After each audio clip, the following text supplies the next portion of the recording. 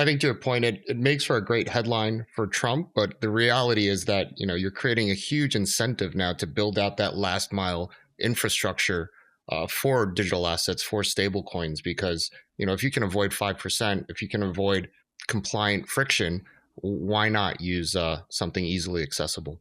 Well, we had a name for this back in the 1700s. It was, the British put in place a stamp tax. It was the same kind of thing. You couldn't get married. You couldn't transfer property. You had to have this little stamp. And that's essentially what you're saying here. You can't transfer money. This isn't an income tax. This is just taxing people for moving things around.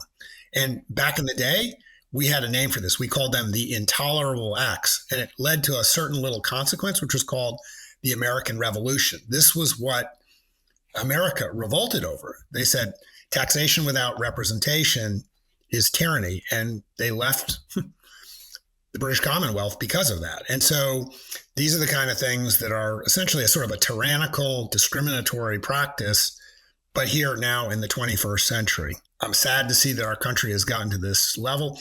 Ironically for us, once again, it's kind of an opportunity because of the example I gave and the way our flow of funds works, we look like the most compliant form of a way to actually avoid paying the tax legally. Now, I could be wrong in my analysis, but I'm pretty sure nobody can call something that remains a dollar, stays in the country, and never leaves the bank a remittance.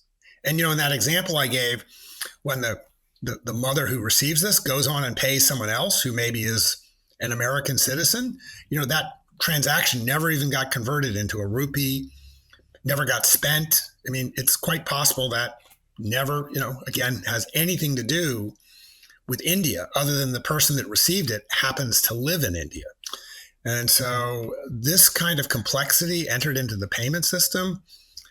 I personally think it's a terrible idea. I mean, it's the closest thing this looks like is banana republics that try to have currency controls. It now means the US is backdoor introducing currency controls. Not only is that complicated, but they're trying to do it on are you a citizen, are you not a citizen basis, which just adds even more complexity to the payments system.